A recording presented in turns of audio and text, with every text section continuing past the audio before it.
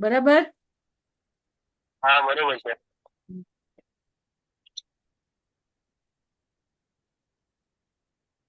હવે સ્ક્રીન ઉપર તમને દેખાય છે ને?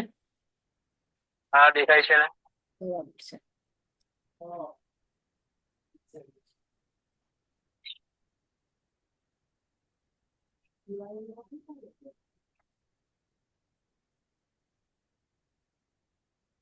ઓકે, છે.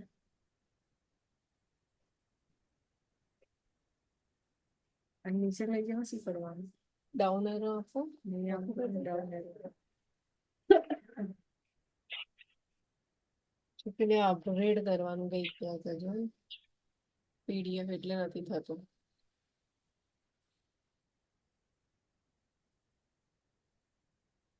મેં તમને છે ને એક પીડીએફ મોકલી છે. હા, મેં જોઈ છે. બરાબર ને? તમે ઓપન કરો. અત્યારે મારામાં કંઈક અપડાઉન નથી થતું, એ કંઈક કારણ હશે. બરાબર, એ તમે કરી અપડેટ લઉં છું. જોઈ લો, ખોલો. હા, ઓપન કરી લીધું. બરાબર ને? હા. ઓપ્શન આપે ને.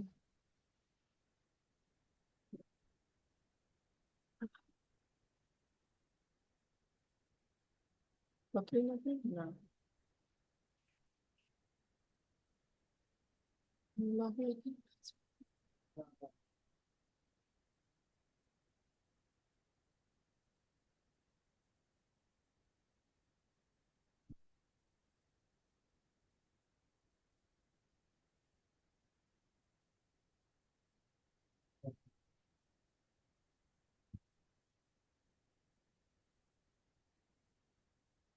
એક પ્રોબ્લેમ છે પીડીએફમાં પ્રોબ્લેમ નથી, પણ ખાલી આપણને ખબર નહીં જે છે. કશો વાંધો નહીં, ચલો આપણે ચાલુ કરીએ છીએ.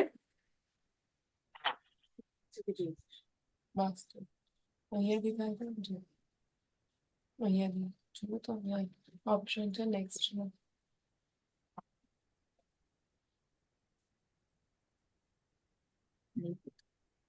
હું પેલા પૂછી લઈશ.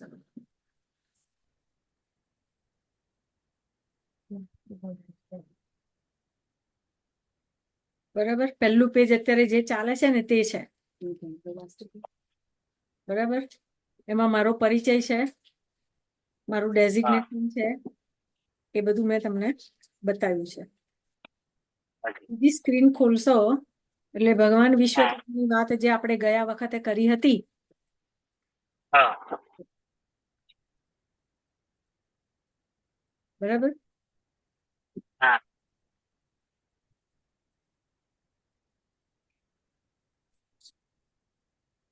બરાબર. તો જ્યારે વાસ્તુની વાત આવે ને ત્યારે ભગવાન વિશ્વકર્માને યાદ કરવા પડે. હા. અધિષ્ઠાતા દેવ ભગવાન વિશ્વકર્મા છે. ગયા હા. વખતે લેક્ચરમાં મેં તમને બેઝિક ઘણી બધી બાબતો કહી હતી. હા. એમાં હવે તમને પીડીએફ આપી દીધી એટલે તમને વધારે ક્લિયર થશે કે ભગવાન વિશ્વકર્મા એ દેવોના શિલ્પી છે. જે તે જમાનામાં ત્રિદેવ બ્રહ્મા વિષ્ણુ મહેશ માટે જે પણ કાર્ય કર્યા એ ભગવાન વિશ્વકર્માએ કર્યા. પૃથ્વી પર દેવોના આવા ભગવાન વિશ્વકર્માએ બનેલા હતા.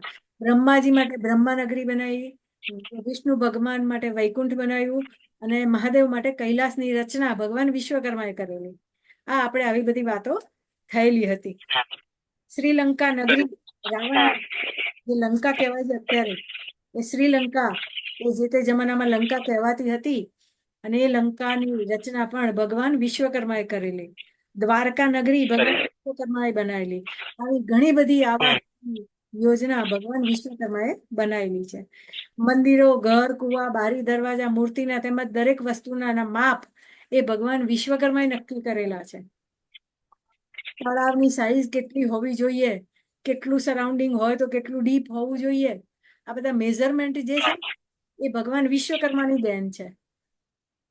હિન્દુઓને જ્યારે મદદ કરવાની જરૂર પડી ત્યારે ઇન્દ્રપ્રસ્થ નગરીમાં રચના ભગવાન વિશ્વકર્માએ કરી હતી.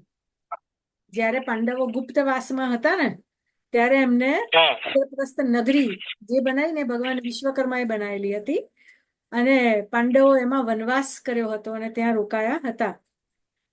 તો આ રીતે દરેક શિલ્પ કાર્ય, દરેક આર્કિટેક્ટના કાર્ય એ ભગવાન વિશ્વકર્માની દેન છે. બરાબર? હવે વાસ્તુ શાસ્ત્ર અને વાસ્તુ પૂજા બંને અલગ બાબત છે. વાસ્તુ શાસ્ત્ર એટલે દિશા દશાનું શાસ્ત્ર, અને વાસ્તુ પુરુષની ઉત્પત્તિ જ્યારે થઈ એની કથા મેં તમને ગયા લેક્ચરમાં કહી હતી. તો અંધકાસુર નામનો રાક્ષસ અને મહાદેવનું જ્યારે યુદ્ધ થયું અને બંનેના પરસેવાનું ટીપું જ્યારે પૃથ્વી પર પડ્યું ત્યારે શક્તિશાળી મહાન પુરુષ પેદા થયો અને દેવતાઓને અને દૈત્યોને બંનેને મારી મારીને અધમો કરી નાખતો હતો. એટલે બધા દેવતાઓ ભેગા થઈને એ પુરુષને ઊંધો કરી નાખ્યો અને એની ઉપર વાસ કર્યો. માટે વાસ્તુ પુરુષને ઊંધો સુવડાવવામાં આવે છે. જ્યારે તમે વાસ્તુની પૂજા કરો ને ત્યારે એની જે મૂર્તિ હોય ને એને જમીનની અંદર ઊંધી મૂકવામાં આવે. ઊભી મૂકો ને ઉપર દેખે એવી રીતે ના મુકાય. કર્મકાંડી બ્રાહ્મણો જ્યારે પૂજા કરવા આવે ને ત્યારે તમારે ધ્યાન રાખવું પડે તમારા ઘરમાં જ્યારે પૂજા કરાવતા હોય ત્યારે. તો વાસ્તુની મૂર્તિ અગ્નિ ખૂણામાં દબાવવાનું વાત આવે ત્યારે કયા મહિનામાં પૂજા કરો છો તો એનું ભ્રમણ નક્કી થતું હોય છે. તે પ્રમાણે તમારે પુરુષનું મુખ કે મસ્તક એ બાજુ રાખીને તમારે ઊંધો દબાવવાનો હોય. પણ કયા ખૂણામાં? અગ્નિ ખૂણામાં દબાવાય. બરાબર? અગ્નિ ખૂણામાં જ દબાવવી પડે વાસ્તુની મૂર્તિને. પણ એનું મસ્તક કઈ બાજુ રાખવું એ તમારે જે તે દિવસે વાસ્તુની પૂજા કરતા હોય ને એ મહિના પ્રમાણે એનું ભ્રમણ હોય એ પ્રમાણે તમારે કામ કરવું જોઈએ. તો ભગવાન વિશ્વકર્માને બોલાવવામાં આવ્યા કે ભાઈ આવો એક પુરુષ ઉત્પન્ન થયો છે અને હવે આપણાથી કંટ્રોલ થાય એવો નથી. જે દૈત્યોને પણ ખૂબ મારે છે અને દાનવોને પણ ખૂબ મારે છે. કોઈ એને હરાઈ શકતું નથી. તો કે ભગવાન વિશ્વકર્માને બોલાવો. તો ભગવાન વિશ્વકર્માને બોલાયા બધા દેવોએ ભેગા થઈને. એટલે ભગવાન વિશ્વકર્માએ પકડીને એને બેસાડી દીધો એક બાજુ અને કીધું કે આજથી હું તને મારા પુત્ર તરીકે સ્વીકાર કરું છું. એટલે ભગવાન વિશ્વકર્માએ વાસ્તુ પુરુષને પુત્ર તરીકે સ્વીકાર કર્યો અને એનું નામ આપ્યું વાસ્તુ. એટલે વાસ્તુ પૂજા એ વસ્તુ જુદી છે. વાસ્તુ શાસ્ત્ર એ દિશા દશાનું મેઝરમેન્ટ પ્રમાણેનું એ શાસ્ત્ર છે. એની રચના ભગવાન વિશ્વકર્માએ કરેલી અને વાસ્તુ પુરુષની ઉત્પત્તિ આવી રીતે થઈ હતી. અને વાસ્તુ પુરુષને ભગવાન વિશ્વકર્માએ પુત્ર તરીકે સ્વીકાર કર્યો હોવાથી એ આખું શાસ્ત્ર વિશ્વકર્મા શાસ્ત્ર તરીકે, વિશ્વકર્મા વાસ્તુ તરીકે ઓળખાઈ ગયું. તો જ્યારે જ્યારે વાત થઈ ત્યારે ખબર પડી કે ભાઈ હવે દૈત્યોના ગુણ પણ છે અને દાનવોના ગુણ પણ છે. તો હવે આ વ્યક્તિનું કરવાનું શું? એટલે એણે કીધું કે હવે મારે દેવોની તો પૂજા જે તે સમયે જે તે જગ્યાએ થાય છે.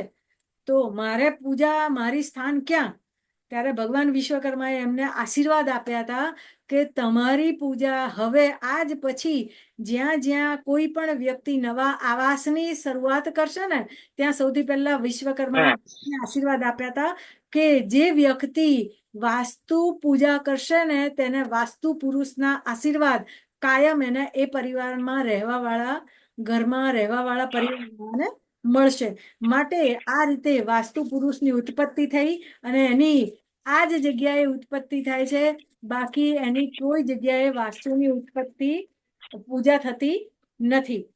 વાસ્તુની પૂજા ખાલી ને ખાલી નવા ઘરમાં ગૃહ પ્રવેશ કરો, નવા ઘરમાં કે નવી ફેક્ટરીમાં કે કોઈ પણ નવા બાંધકામમાં તમે જ્યારે પ્રવેશનું કાર્ય કરો ને ત્યારે બીજી બધી પૂજા થાય કે ન થાય એ તમારા મરજીની વાત છે. પણ વાસ્તુ પૂજા એ તમારે કમ્પલસરી કરવી જોઈએ. કારણ કે ભગવાન વિશ્વકર્માએ વાસ્તુ દેવતાને એક આધિપત્ય આપ્યું છે. અને જ્યારે જે કર્મ કરવાનું હોય ને તે સ્થાન કર્મના દેવતાને તમે પૂજો ને તો એના આશીર્વાદ તમને વિશેષ પ્રમાણમાં મળતા હોય છે. માટે જ્યારે તમે વાસ્તુશાસ્ત્ર શીખવા માટેનો પ્રયત્ન કરતા હોય છો ત્યારે હંમેશા તમારે વાસ્તુ દેવતાને પણ યાદ રાખવા પડે અને વિશ્વકર્મા ભગવાનને પણ નમન કરવા પડે. અને પછી તમે જ્યારે કામની શરૂઆત કરો ને તો સોનામાં સુગંધ બળે. આપણે કર્મકાંડમાં કહેવામાં આવે છે સ્થાન દેવતાભ્યો નમઃ, ગ્રામ દેવતાભ્યો નમઃ, કર્મ દેવતાભ્યો નમઃ. તો વાસ્તુના કર્મના દેવતા છે ને એ વાસ્તુ પુરુષ છે. માટે એ સમયે એ કર્મ માટે એ દેવની પૂજા કરવી પડે. તો વાસ્તુ પુરુષની પૂજા નવા ઘરમાં વિશ્વકર્મા ભગવાનની સાથે જ્યારે જ્યારે વ્યક્તિ કરે ને ત્યારે એને એના વિશેષ ફળની પ્રાપ્તિ થતી હોય છે. તમારા બાપાએ તમને BMW લઈ આલી હોય, બહુ પૈસાદાર બાપો હોય અને BMW લઈ આપી હોય, તો તમે ક્યારે બી એમ ના કહો કે આ મારા પપ્પાએ મને BMW અપાઈ, પોતામાં તો સગવડ છે નહીં લઈ લેવાની. તો જે કાર્ય જેણે કર્યું છે ને તેને યાદ કરીને એકવાર એને બ્લેસિંગ લેવા પડે, તો તમને એનો વધારે ફાયદો થાય. માટે જ્યારે જ્યારે નવા ઘરની, નવી ફેક્ટરીની, નવી કોઈ પણ પ્રિમાઇસીસ તમે ઊભી કરો છો, એમાં કામની શરૂઆત કરતા પહેલા તમારે વાસ્તુ પૂજા કરવી જોઈએ. તો વાસ્તુ પૂજા ખાલી નવા ઘરમાં એક જ વાર કરાય એવું જરૂરી નથી. વર્ષે, 2 વર્ષે, 3 વર્ષે જ્યારે તમને મોજ પડે ને ત્યારે ફરીથી એ કામ રિપીટ થઈ શકે. 3 વર્ષે, 4 વર્ષે ફરીથી વાસ્તુ પૂજા કરાય એવું જરૂરી નથી કે નવું ને નવું ઘર બન્યું અને એક જ વાર તમારે વાસ્તુ પૂજા કરાય પછી ના કરાય, આવું નથી. વાસ્તુ પૂજા તમે દર વર્ષે એકવાર કરો ને તો પણ ચાલે. ઉત્સવ કરવો ન કરવો, 200 માણસને ભેગા કરવા ન કરવા, એ તમારા ઉપર આધાર રાખે છે. પણ વાસ્તુ પૂજા વર્ષમાં એકવાર કરો, વર્ષમાં એકવાર નથી થઈ શકતી તો 3 વર્ષે, 5 વર્ષે એકવાર કરો ને તો એની ઉર્જા એક્ટિવ થતી રહે. નવા ઘરમાં પ્રવેશ કરતા પહેલા તો કરવાનું જ છે, પણ એ પછી પણ તમારે આ રીતે કાર્ય કરવાનું છે. તો વિશ્વકર્મા ભગવાનનો પણ એક મંત્ર છે અને વાસ્તુનો મંત્ર છે, વાસ્તુ પુરુષનો, વાસ્તુ ભગવાનનો. તો શું છે? નમસ્તે વાસ્તુ પુરુષ ભૂસૈયા બિરદઃ પ્રભો મદ ગૃહે ધન ધાન્યાદિ સમૃદ્ધિમ કુરુ સર્વદા. આ મંત્ર પણ જો તમે રોજે રોજ કરો ને તો પણ તમને તમારા વાસ્તુ દેવતાની ઉર્જા અને આશીર્વાદ તમારા ઘરમાં અને તમારા સરાઉન્ડિંગ એરિયામાં તમને મળતી રહે. તમારું બોડી પણ એક વાસ્તુ છે, પંચતત્વનું બનેલું છે. આખું પૃથ્વી, આખું વર્લ્ડ, આખું પૃથ્વી પંચતત્વથી જ સમાયેલું છે. અગ્નિ, પૃથ્વી, વાયુ, જળ અને આકાશ. સૌથી વધારે તત્વ એ 80%, 70%, 80% પાણી છે. આ પૃથ્વી પર 80% પાણી છે. તમારું બોડી પણ એક વાસ્તુ પુરુષ જ છે. તમારા બોડીમાં પણ 70 થી 80% પાણી છે. તમારા આ 5 તત્વને જો બેલેન્સ કરવામાં આવે ને તો તમારું વાસ્તુ બેલેન્સમાં રહે. તો પંચ તત્વને બેલેન્સ કરતા તમને આવડવું જોઈએ. આયુર્વેદમાં એમ કે છે વાત, પિત્ત અને કફ. આયુર્વેદ એવું કે છે વાત, પિત્ત અને કફ, આનાથી બધું થાય. અને સૌથી વધારે રોગ શરૂઆત ક્યાંથી થાય? સ્ટમકથી. રોગની પેટથી થાય. તમારું ડાયજેસ્ટ, અગ્નિ તત્વ, જઠરાગ્નિ, બરાબર? તમારું જઠરાગ્નિ બગડ્યું તો તમને બોડીમાં વાત, પિત્ત, કફ જે થવાનું હોય ને તે બધું જ થાય. બરાબર? તો તમારે જઠરાગ્નિ, અગ્નિ તત્વ તમારું બેલેન્સમાં હોવું જોઈએ. તમારા બોડીનું અગ્નિ તત્વ હોય કે તમારી પ્રિમાઇસીસનું અગ્નિ તત્વ હોય, જો એ બેલેન્સમાં રહે અને એક્ટિવ રહે ને તો તમને જીવનમાં ક્યારે નુકસાન કરે નહીં. તમારું જઠરાગ્નિ મજબૂત હોય ને તો તમને કોઈ ડિસીઝ ના થાય. એવી રીતે તમારું અગ્નિ તત્વ, તમે જે ભૂમિમાં રહો છો ને એ ભૂમિનું અગ્નિ તત્વ પણ જો બેલેન્સમાં હોય ને તો એ ઘરમાં તમને કોઈ દિવસ બહુ ઝાઝી માથાકૂટ કે કોઈ નેગેટિવ વાઇબ્રેશન બને ત્યાં સુધી થાય નહીં. જળ તત્વ, જળ તત્વ આ પૃથ્વી પર 80% પાણી છે. દરિયાનો તમે જુઓ તો કે ઝાડ, પાન, મકાનો આ બધા પૃથ્વી તત્વમાં આવે. વાયુ તત્વ, તો વાયુ તત્વ બધી જગ્યાએ છે. જળ તત્વ, તો જળ તત્વ આ પૃથ્વી પર 80% જળ તત્વ છે. નદી ગણો, તળાવ ગણો, કેનાલ ગણો કે દરિયો ગણો, આ બધું ઓવરઓલ તમે ગણવા જાઓ તો 80% પાણી છે. ઉત્તરાખંડ આખું પાણીથી જ ભરેલું છે. કેદારમાં બરફ એ વન ટાઈપ ઓફ જળ તત્વ છે. એની ઉપર જરાય સૂર્યનો તાપ પડ્યો નથી કે ધડ ધડ ધડ ધડ પાણી નીચે આવવા માંડ્યું નથી.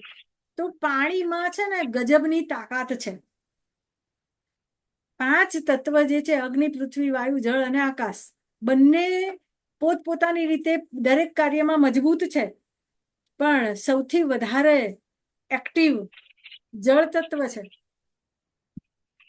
તમે અત્યારે વરસાદની સિઝન છે ને એટલે જુઓ ને તો ઘણીવાર ન્યૂઝમાં આવે, ટીવી જુઓ ને 7 વાગ્યાના સમાચાર એટલે કે આ જગ્યાએ ભૂવો પડ્યો, આ જગ્યાએ ભૂવો પડ્યો, ફલાણી જગ્યાએ આટલો મોટો ખાડો પડ્યો, 2 ઇંચ વરસાદ પડ્યો અને આખી ટ્રકની ટ્રક અંદર જતી રહી, એટલા મોટા ભૂવા પડ્યા. આવું આપણે જોઈએ ને ન્યૂઝમાં. તો શું એ રોડના ભૂવા પડ્યા એ વરસાદ પડ્યો ને ત્યારે જ પડ્યા? ત્યાં સુધી તો હજારો ટનની ટ્રકો એ રોડ ઉપર ચાલતી હતી, છતાંય ભૂવા નતા પડતા. પણ પાણીમાં એટલી બધી તાકાત છે કે હજારો ટન ચાલવા વાળી ટ્રકને પણ જે રોડ તોડી નતા શકતા, આટલી વજનદાર ટ્રકો ચાલતી હતી છતાં પણ રોડ તૂટી નહોતા જતા, પણ 4 ઇંચ વરસાદ પડે એટલે ભૂવા પડે. તો પાણીમાં બહુ ગજબની તાકાત છે.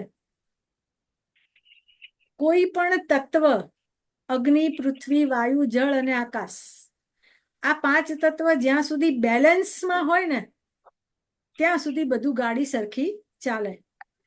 બાકી જો એની સમયની કે એની એક મર્યાદાને ઓળંગીને જ્યારે આ તત્વ બહાર જાય ને ત્યારે હંમેશા વિનાશ સર્જે. પાણી એની મર્યાદાને છોડી દે ને ત્યારે સુનામી આવે, અને સુનામી આવે ને ત્યારે વિનાશ સર્જે. કારણ કે જળ તત્વને એની જે મર્યાદા હતી ને એ છોડી દીધી, અને પાણીનો કોઈ રસ્તો નથી, પાણીને કોઈ ગતિ નથી, એ જ્યાં જગ્યા મળે ત્યાં ઘૂસ મારે. તમે એક બાલદી ભરીને પાણી તમારા ઘરમાં રેડો તો તમે નક્કી નહીં કરી શકો કે આ પાણી અહીંયા જ જવું જોઈએ, એને જ્યાં જગ્યા મળે ત્યાં એ જતું રહે. પાણીનું કોઈ બંધારણ નથી, પાણીનો કોઈ સ્વાદ નથી, પાણીનો કોઈ આકાર નથી, પાણીનો કોઈ કલર નથી. તમે એક કાચના ગ્લાસમાં પાણી લો અને એમાં બ્લુ કલર નાખો તો બ્લુ કલરનું થાય, લીંબુ નાખો તો ખાટું લાગે, ખાંડ નાખો તો ગળ્યું લાગે. આ જળ તત્વ છે. પણ એક બાલદીમાં તમે પાણી ભર્યું હોય તો એ ક્યારે મર્યાદાની બહાર નહીં જાય, એ ત્યાં જ રહેશે. 4 દિવસ પછી તમે જોશો ને તો એ પાણી બાલદીમાં એમનું એમ જોવા મળશે. પણ એ શાંત રહેલા પાણીમાં તમે જો 2 કાંકરા નાખો ને તો આ કાંકરી ચાળો કરો ને ત્યારે એનામાં એક વમળ ઉત્પન્ન થાય, વાઇબ્રેશન આવે. બરાબર? એ વાઇબ્રેશન આવે ને ત્યાં સુધી ચાલે. પણ એની અંદર મોટો પથ્થર નાખો ને તો બહાર નીકળે. બાલદીનું મર્યાદાનું પાણી છે એટલે એના પ્રમાણે બહાર નુકસાન કરે. અને દરિયાનું પાણી જ્યારે પોતાની મર્યાદા છોડી દે ને ત્યારે સુનામી આવે, અને સુનામી આવે ને ત્યારે વિનાશ જ સર્જાય. તો કોઈ પણ તત્વ જ્યાં સુધી બેલેન્સમાં છે ને ત્યાં સુધી એ શુભત્વ કરે છે. અને જ્યારે બેલેન્સ એની મર્યાદા છોડી દે છે ને ત્યારે હંમેશા વિનાશ. હવા બધી જગ્યાએ છે, આ જળ તત્વની વાત થઈ. હવા બધી જગ્યાએ છે, એક પણ પ્લેસ એવું નથી કે જે હવા વિનાનું છે,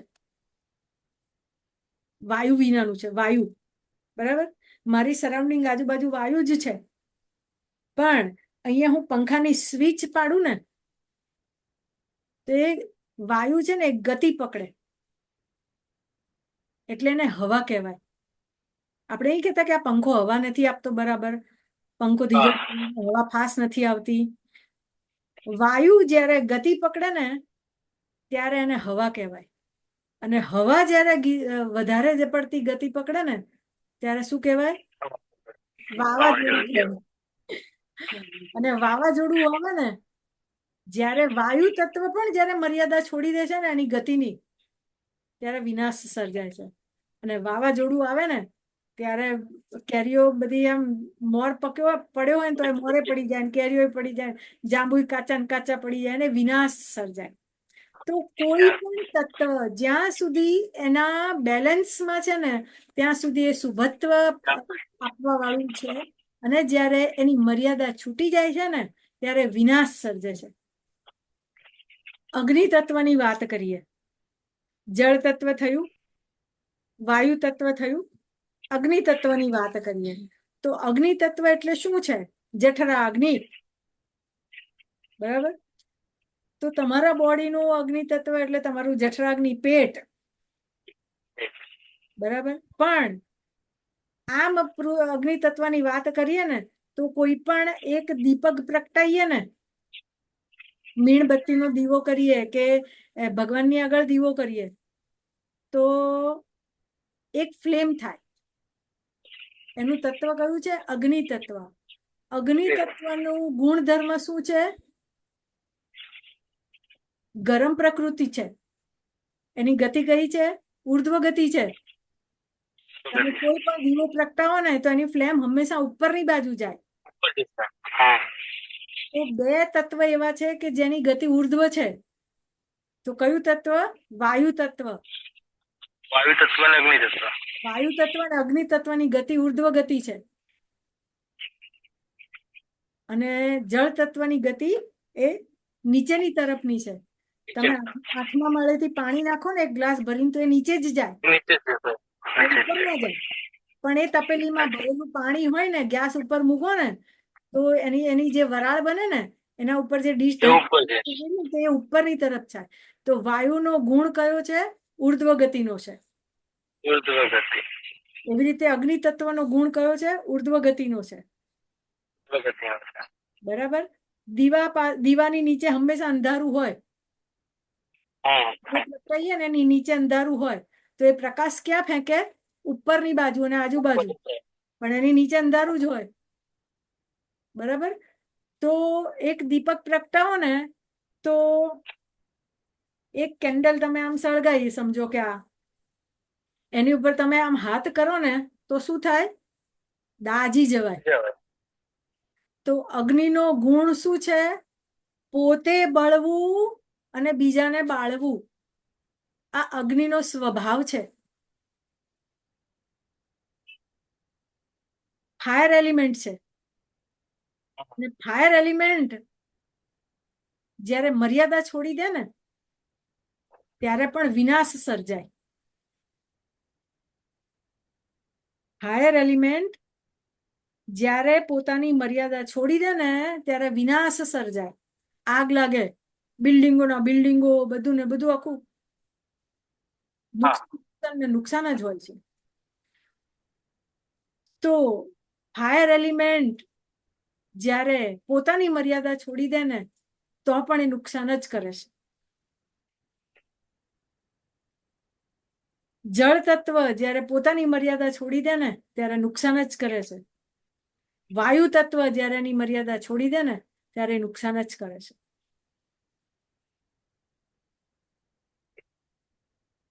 પૃથ્વી તત્વ. પૃથ્વી તત્વ એટલે આ બોડીમાં, આપણે બોડીની વાત કરીએ તો આપણા શરીરમાં જે હાડકા છે, જે ચામડી છે, આ બધું પૃથ્વી તત્વ છે. બરાબર. આ પૃથ્વી ઉપર આપણે રોડ ઉપર ચાલીએ છીએ, ઝાડ છે, પાન છે, આ બધું પૃથ્વી તત્વમાં આવે. જે સ્થૂળ છે, હલાઈ નથી શકાતું, પૃથ્વી. આ ટેબલ છે એ પૃથ્વી તત્વ છે. આ પેન છે એ પૃથ્વી તત્વ છે. આ કાગળ છે એ પૃથ્વી તત્વ છે. પણ એને સળગાવો ને તો શું થાય? ફાયર એલિમેન્ટ પકડાઈ જાય. એટલે કાગળને બે માં આવે, પૃથ્વી તત્વમાં પણ આવે અને ફાયર એલિમેન્ટમાં પણ ગણાય. બરાબર. તો પૃથ્વી તત્વનો ગુણધર્મ શું છે? જિદ્દી છે. આ ટેબલ ઉપર તમે આમ 10 વાર હથોડા મારો ને તો બી એ બોલે નહીં, અવાજ. આ પૃથ્વી તત્વ. જિદ્દી અને જડતા, આ બંને ગુણધર્મ એ પૃથ્વી તત્વમાં છે. આ નેગેટિવ બાબતો છે. એની પોઝિટિવ બાબતોની વાત કરીએ તો સહનશીલતા આ પૃથ્વી તત્વનો સારામાં સારો ગુણ છે. આકાશ તત્વ. આકાશ તત્વનું નામ જ આકાશ છે. Hollow space. એની કોઈ મર્યાદા જ નથી. આકાશ કોઈ એમ નહીં કરી શકે કે આકાશ અહીંથી ચાલુ થયું ને અહીંયા પૂરું થયું.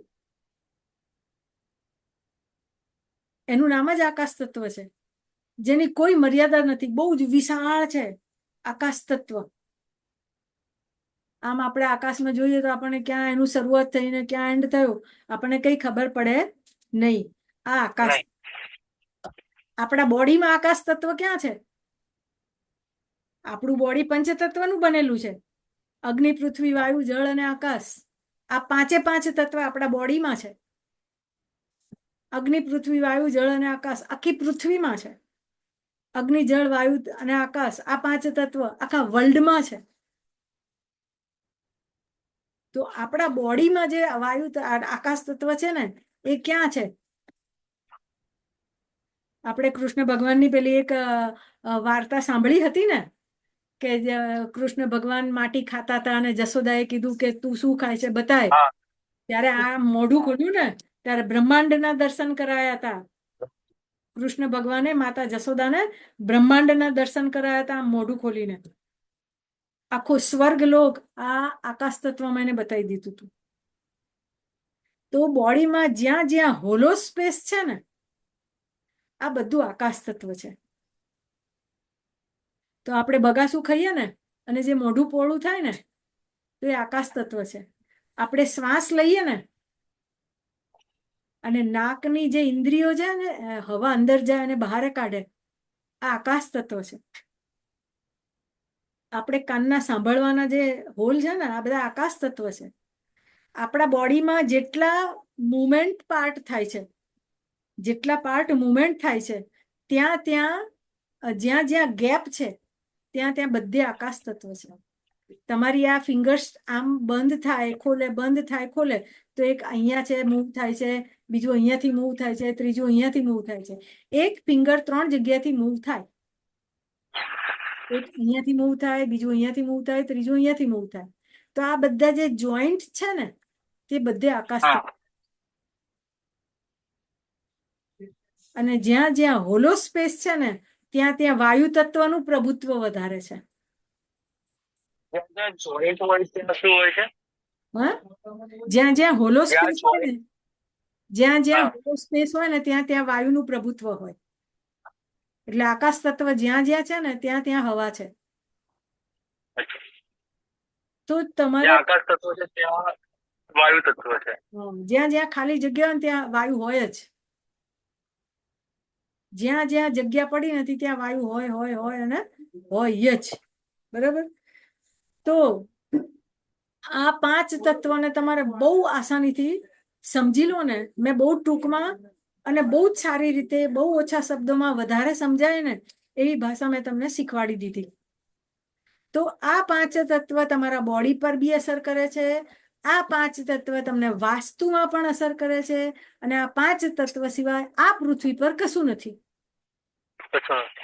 તમારું વાયુ તત્વ બેલેન્સમાં ના હોય ને તો તમને ગેસ ટ્રબલ ને એસિડિટી થાય. અગ્નિ તત્વ બગડે એટલે તમને ગેસ ટ્રબલ ને એસિડિટી થાય. જળ તત્વ વધી જાય તો શરદી ને ઉધરસ થાય. આવું બધું થાય ને. આ તમારા બોડીમાં પણ આ જ રીતે ઇફેક્ટ કરે છે. એવી જ રીતે આ પાંચ તત્વ શિયાળાની ઠંડી હોય એટલે જળ તત્વનું ને એનું પ્રમાણ વરસાદમાં વધી જાય. એટલે જળ તત્વથી થતા ડિસીઝ એ તમારા બોડીને ઇફેક્ટ કરે ને. વરસાદ થાય એટલે શરદી થાય, ઉધરસ થાય, પલળો એટલે જે પણ થવાનું હોય, પાણીજન્ય રોગો થાય, આ બધું એના લીધે થાય. તો જેમ જેમ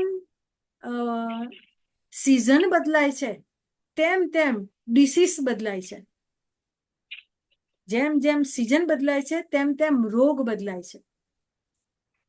બરાબર? તો વરસાદમાં પાણીને લગતા રોગો થાય. ઉનાળામાં બહુ 45 ડિગ્રી ટેમ્પરેચર હોય અને તમે એક્ટિવા ઉપર કે ચાલતા ચાલતા જાઓ તો લૂ લાગે. ગરમીથી થતા રોગો એ તમને થાય. તો સિઝન પ્રમાણે જે તે વ્યક્તિના બોડીમાં તેની ડિસીઝ લેવલની અસર થાય. બરાબર?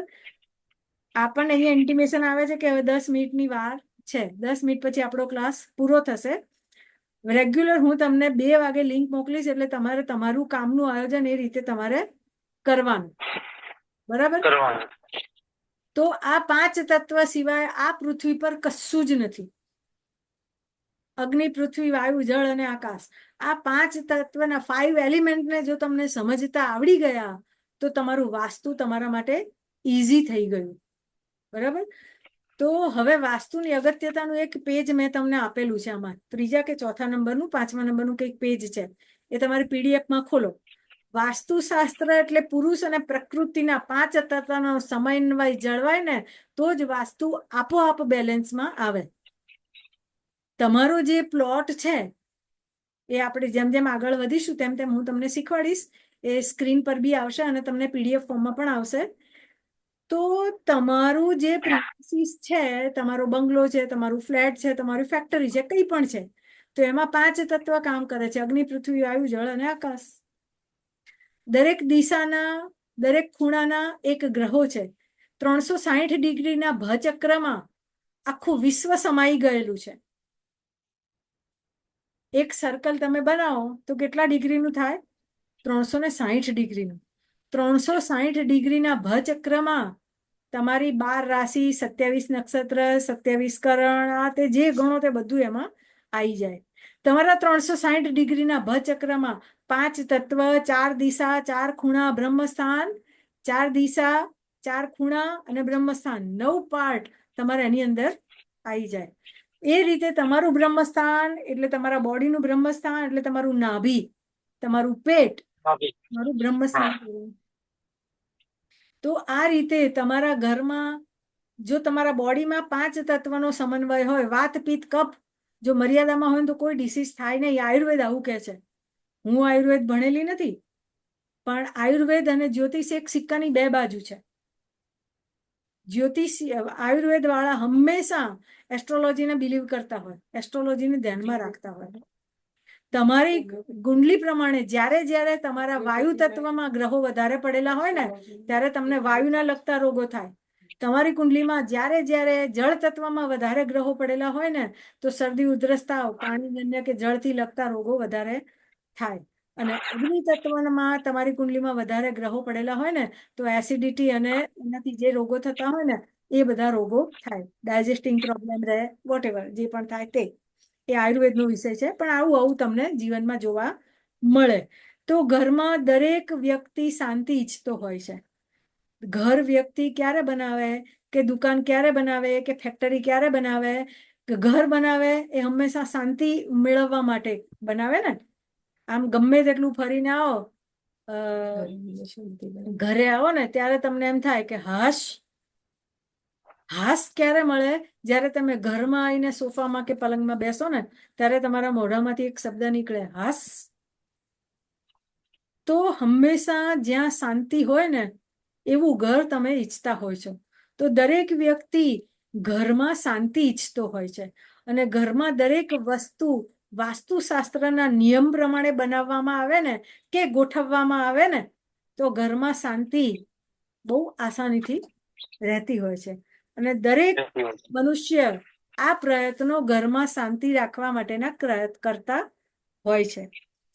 ઘર હોય, ફેક્ટરી હોય, દુકાન હોય કે વસ્તુની ગોઠવણ કોઈ પણ જગ્યાએ વાસ્તુશાસ્ત્રના નિયમ પ્રમાણે જો કરવામાં આવે ને તો તે ઘરમાં, તે દુકાનમાં, તે ફેક્ટરીમાં તમને પોઝિટિવ ઉર્જા મળે. અને દિશા દશા પ્રમાણે આની ગોઠવણી શાસ્ત્રમાં બતાવેલી છે. વાસ્તુ એ પુરુષ છે અને પ્રકૃતિ એ સ્ત્રી છે. માટે પુરુષ અને પ્રકૃતિનું બેલેન્સ જો તમને કરતા આવડી જાય ને તો સોનામાં સુગંધ ભળે. માટે વાસ્તુશાસ્ત્રને સમજવા માટે પુરુષને અને પ્રકૃતિને બે ગુણધર્મને સમજવા પડે. અને અગ્નિ, પૃથ્વી, વાયુ, જળ અને આકાશ આ 5 તત્વને તમને સમજતા આવડવા જોઈએ. એ સમજ્યા પછી બંનેનું બેલેન્સ કેવી રીતે કરવું એ જો તમને આવડી જાય ને તો અતિ શુભ પરિણામની પ્રાપ્તિ થાય. તો આ રીતે તમારે 5 તત્વને, પુરુષ અને પ્રકૃતિને તમારે સમજી લેવાના. વાસ્તુશાસ્ત્રના નિયમ પ્રમાણે દરેક તત્વના અને દરેક દિશાના એક તત્વ નક્કી કરેલા છે. એ પ્રમાણે તમારે જે તે જગ્યાએ જે તે વસ્તુની ગોઠવણી અથવા બાંધકામના તે પ્રમાણે કામ કરવા જોઈએ. તો આ રીતે અત્યારે આજના દિવસમાં આપણી અહીંયા 45 મિનિટ, હવે 1 મિનિટ પછી પૂરી થશે. એટલે આપણે અહીંયા આપણો આજનો ક્લાસ, હવે હું તમને આજે જે શીખ્યા એમાં તમને પૂછું છું કે આપણી પાસે હવે 1 કે 2 મિનિટ બાકી છે. તો આમાં જે આપણે 5 તત્વને સમજ્યા, પુરુષની પ્રકૃતિ કેવી હોય, સ્ત્રીની પ્રકૃતિ કેવી હોય. સ્ત્રી એટલે પૃથ્વી તત્વમાં ગણાય, જેમાં સહનશીલતાનો ગુણ છે. અને પુરુષમાં બે તત્વ કામ કરે છે, અગ્નિ તત્વ અને વાયુ તત્વ. બંનેમાં ક્યાંય સ્થિરતાનો ગુણ નથી. પુરુષ રાશિ જે છે ને એમાં 2 તત્વ કામ કરે છે. આપણા ઋષિ મુનિઓએ જે પુરુષની પ્રકૃતિ બતાવી છે ને, એને પ્રકૃતિને ધ્યાનમાં રાખીને એને તત્વ સોંપેલા છે. તો વાયુ તત્વ એ પુરુષમાં આવે છે અને અગ્નિ તત્વ એ પુરુષમાં આવે છે. જળ તત્વ એટલે ઇમોશન એ સ્ત્રી પ્રકૃતિમાં આવે છે અને સહન શક્તિ એ બહેનોમાં આવે છે, એ સ્ત્રીમાં આવે છે. માટે સહન શક્તિ અને લાગણી, ઇમોશન, આ બંને એ પ્રકૃતિનો નિયમ છે, સ્ત્રીનો નિયમ છે. અને વાયુ તત્વ અને અગ્નિ તત્વ એ પુરુષનો નિયમ છે. કોઈ પણ જેન્ટ્સ એને કોને કે 10 કલાક એક જગ્યાએ બેસીને કામ કરવાનું છે તો બેન કરી શકશે, ભાઈઓ નહીં કરી શકે. કેમ? કારણ કે વાયુનો ગુણ છે અને વાયુમાં સ્થિરતાનો ગુણ નથી. વાયુમાં સ્થિરતાનો ગુણ નથી. અગ્નિમાં સ્થિરતાનો ગુણ નથી. અગ્નિને એક પ્રગટાવો ને તો જેમ જેમ હવા આવે ને એમ આમ સહેજ મુવમેન્ટ થયા કરે. એક દીવો પ્રગટાવો ને તો બી એ હલ્યા કરે. એમાં સ્થિરતાનો ગુણ નથી અને વાયુમાં પણ સ્થિરતાનો ગુણ નથી. માટે પુરુષો છે ને એ તમે બહાર જોશો ને તો હંમેશા ક્યાંક ને ક્યાંક બિનજરૂરી બી આંટા મારતા જોવા મળશે તમને. કારણ કે એનામાં ગુણ જ નથી. ભગવાને પુરુષની પ્રકૃતિ આવી બનાવી છે માટે એ લોકોમાં સ્થિરતાનો ગુણ નથી. રવિવારે બહેનો વર્કિંગ હોય ને તો આખો દિવસ ઘરમાં લેડીઝ બેસીને ઘરકામની સફાઈ કરી શકશે. જ્યારે જેન્ટ્સ હશે ને તો ક્યાં પાનના ગલ્લે જશે ને ક્યાં બીજા ભાઈબંધને મળવા જશે ને ક્યાં ગમે તેમ આટા મારવા જશે. કારણ કે એનામાં સ્થિરતાનો ગુણ નથી.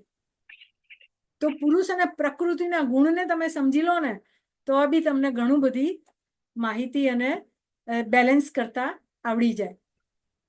મોટા મોટા ઇન્ટરવ્યુ લેવા હોય ને, ઓફિસ વર્ક કરવું હોય તો બહેનોને પસંદ કરવામાં આવે અને ટ્રાવેલિંગ કરવાનું હોય ને માર્કેટિંગનું તો ભાઈઓને પસંદ કરવામાં આવે. કેમ? કારણ કે ભાઈઓની પ્રકૃતિ ફરવાની, ત્યાં સ્થિરતાનો ગુણ નથી. આજે અમદાવાદ ને કાલે બરોડા ને પરમ દિવસે સુરત ને આજે શાહીબાગ ને કાલુપુર ને બધું ફરફર કરવું હોય તો ભાઈઓને ગમે. અને બહેનોમાં સ્થિરતાનો ગુણ છે માટે ટેબલ ઉપર 8 કલાક બેસીને કામ કરવાનું હોય ને તો બહેનોને બેસાડવામાં આવે તો 8 કલાક બેસીને સારી રીતે કામ કરી શકે. 8 કલાક બેસીને બહેન જે કામ કરે ને એના જેટલું કામ ભાઈ ના કરી શકે. એ 4 કલાક થાય એટલે પાણી પીવા જાય, 2 કલાક થાય એટલે બીડી પીવા જાય, 4 કલાક થાય એટલે ગમે તે કારણસર કંઈક ઊભા થઈને આંટો મારવા જાય. એની પ્રકૃતિ છે પુરુષની.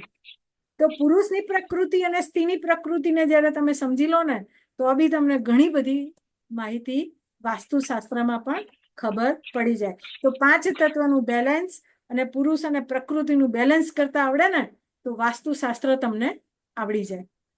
બરાબર? આટલી ખબર પડી આજના દિવસમાં. તો આપણે આજે ક્લાસ અહીંયા પૂરો કરીએ. આમાં કઈ પ્રશ્ન છે તમારે? આમાં કોઈ પ્રશ્ન નથી. ઓકે, હું શીખવાડીશ એમાં કઈ પ્રશ્ન રહેવાના નથી એ મને ખબર છે, છતાં અમે પૂછીએ. બરાબર? પંચતત્વનો બહુ જ અગત્યની બાબત છે. બરાબર? એટલે આ તમે સમજો ને તો આયુર્વેદ બી તમારા કંટ્રોલમાં રહે. બરાબર? તો આપણો ક્લાસ આપણે અહીંયા આજે પૂરો કરીએ. હવે હું તમને ફરીથી 1 દિવસ પછી કાલે હું મારા સીએ ના ત્યાં થોડું કામ છે એટલે જવાની, પછી હું તમને મેસેજ મૂકીશ. 2 સવા 2 ની વચ્ચે આપણે ફરીથી જોઈન્ટ થઈશું અને મેં તમને એક